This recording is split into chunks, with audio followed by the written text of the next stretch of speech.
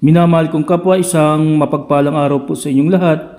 Sa bidyong ito, pag-uusapan po natin kung karapat-dapat bang gawan ng rebulto si Justin Brownlee na siyang naging dahilan para makuha natin ang gold sa Asian Games ngayong 2023. So, pupulsuhan po muna natin yung mga netizen.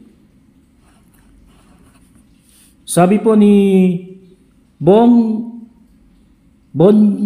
Ibardolasa, oo naman, pabor ako dyan. 61 years, walang ginto. Nakuha ng Pilipinas sa basketball. Medyo madami na ding nakuhang naturalized player. But Justin Brownlee lang ang nagpakita ng pagiging puso para manalo, kaya rebulto niya, okay lang.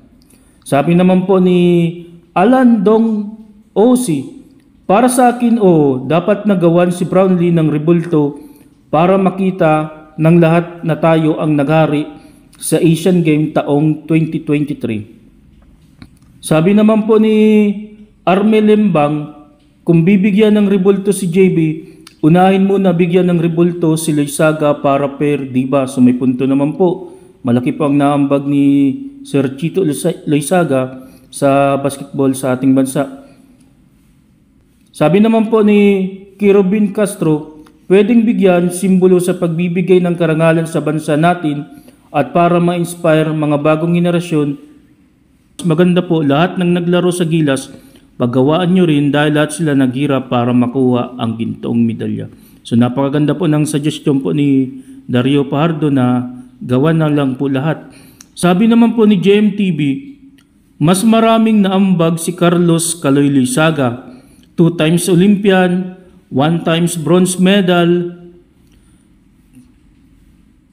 FIBA World Cup, 2 times gold medal, FIBA Asia, at 4 times Asian gold medal.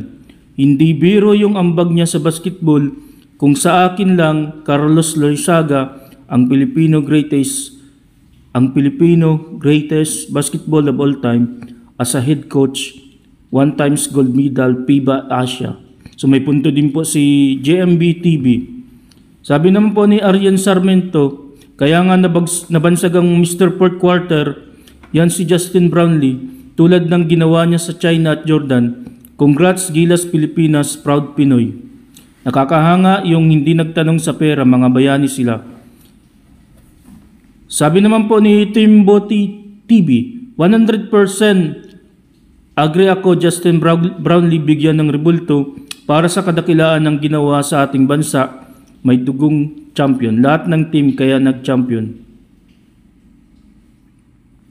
Para naman po kay Ton 5052, yes, pwede. Katulad din sa LA sa Staples Center, makikita mo yung mga rebulto ng mga sikat na atleta kagaya ni Oscar De La Hoya, Kareem Abdul-Jabbar, Wayne Gretzky, Elgin Baylor, Shaquille O'Neal at iba pa.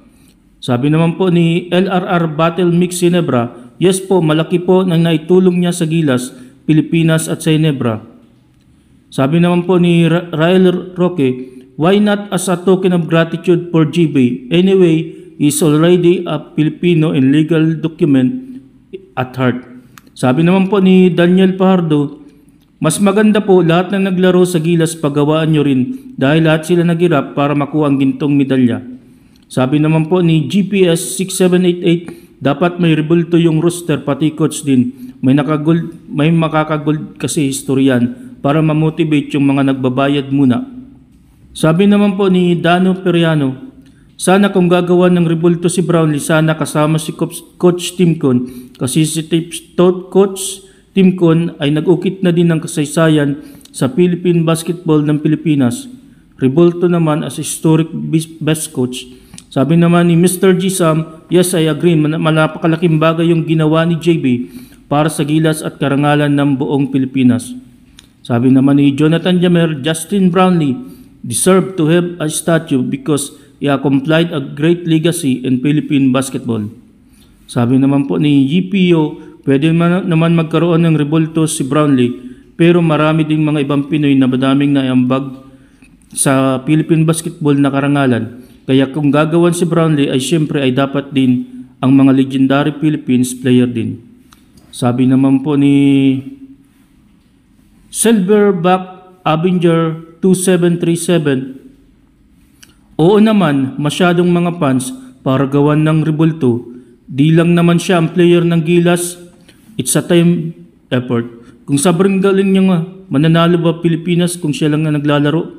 Maraming paraan para bigyan ng parangal si JB, tulad ng ipangalan sa kanya ang isang conference ng PBA sa kanya, like Justin Brownlee Cup, o kaya magpagawa ng sports center ang PSA at ipangalang kay JB.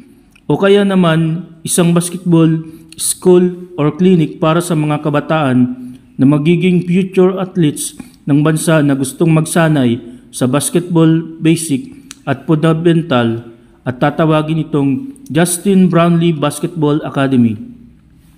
Daming paraan, pero yung paggawa ng rebulto, di ako sang-ayon dyan. Ang ginagawan lang ng rebulto, yung nabubuwis ng buhay sa bayan. Baka naman gusto nyong alisin na lang yung rebulto ni Rizal sa Luneta at ipalit na lang si JB. So, respeto po natin ang paniniwala ni Silverback Avenger. Sa tingin ko po, pwede namang gawa ng rebulto si Justin Brownlee, pero yung rebulto niya ilalagay lang sa mga basketball venue, sa mga lugar na may basketball, doon lang po. So sana po patuloy po nating ipagdasal ang Gilas Pilipinas na sana ay makagulpa sa mga darating pang taon. So medyo mahirap na usapin po kung karapat dapat bang gawan ng rebulto si Justin Brownlee, pero deserve niya po yun. Sana rin gawan din ng rebulto si Chito Laisaga at isaayos lang po. Kasi baka mamali ang tao, baka sambahin, hindi po sinasamba po ang mga ordinaryong tao. Ang sinasamba lang po ay Diyos at yung mga santo po ay pinararangalan. So hanggang dito na lang po. I love you with the love of the Lord. God bless you. Mama Mary loves you. Amen. Salamat po. Mabuhay Gilas Pilipinas.